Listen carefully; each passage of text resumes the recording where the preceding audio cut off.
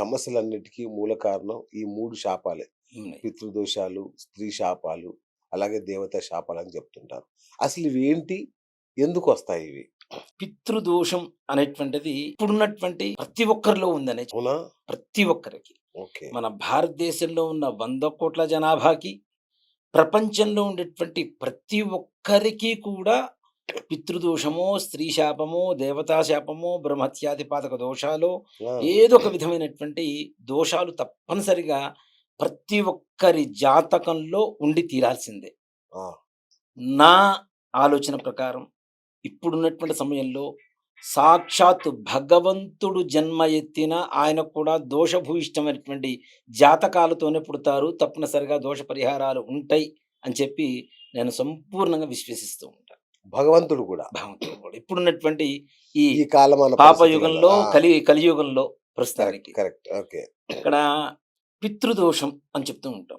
ఈ పితృదోషానికి ఒక మంచి అంటే ఎగ్జాంపుల్ కూడా కాదు. ఉన్న నిజం మాట్లాడుకోవాలి అంటే. రైట్. ఇప్పుడు ఒక్కొక్కరు ఒక్కో రకమైనటువంటి వారి ఆలోచనకు తగ్గట్టుగా చెప్తూ ఉంటారు. నిజంలో బ్రతకాలి, నిజం మాట్లాడుకోవాలి. కరెక్ట్. మనకి ఈ కార్యక్రమానికి ఉండేటువంటి సదుద్దేశమే అందరికి నిజం తెలియాలనేటువంటి ఒక కరెక్ట్. మంచి సంకల్పం. అవును. పితృదోషం ఎలా వస్తుంది అనేటువంటి విషయానికొస్తే, కలియుగంలో మనిషి సంపూర్ణమైనటువంటి ఆయుష్య ప్రమాణం చాలామంది 100 సంవత్సరాలని చెప్తూ ఉంటాం. అవును. అందుకనే శతమానం భవతి అనేటువంటి మంత్రం కూడా చదువుతూ అవును. అక్షతలు వేస్తూ ఉంటాం. అవును.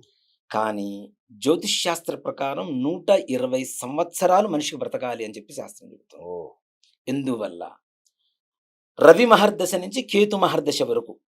రవి మహర్దశ 6 సంవత్సరాలు, చంద్ర మహర్దశ 10 సంవత్సరాలు, కుజ మహర్దశ 7 సంవత్సరాలు, బుధ మహర్దశ 17 సంవత్సరాలు, గురు మహర్దశ 16 సంవత్సరాలు, శుక్ర మహర్దశ 20 సంవత్సరాలు, శని మహర్దశ 19, రాహు 18 సంవత్సరాలు, కేతువు 7 సంవత్సరాలు.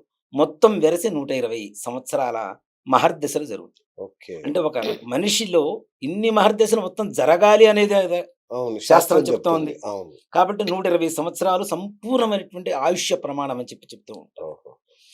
దాంట్లో మనం షష్టి పూర్తి చేస్తూ ఉంటాం. అవును. 60 ఏళ్ళకి చేస్తాం. అవును. మరి 100 ఏళ్ళే బ్రతకాలంటే 50 ఏళ్ళకి చేయాలి కానీ 60 ఏళ్ళకి ఎందుకు చేయాలి? ఓకే. 120లో సగం 60 కాబట్టి అచ్చచ్చ! అర్ధాయుష్షు కాబట్టి అక్కడ షష్టి పూర్తి చేస్తాం. ఓకే. మనం ఓకే. షష్టి పూర్తి చేసేటువంటి పరమార్థం కూడా ఇప్పుడేదో సినిమాటిక్‌గా దండలు మార్చుకోవడం, అవును. కేకులు కట్ చేసుకోవడం, ఒక కూల్ డ్రింకులు, రెస్టాల్ ఏసుకొని తాగడం, మంగళసూత్రం కట్టడం ఇది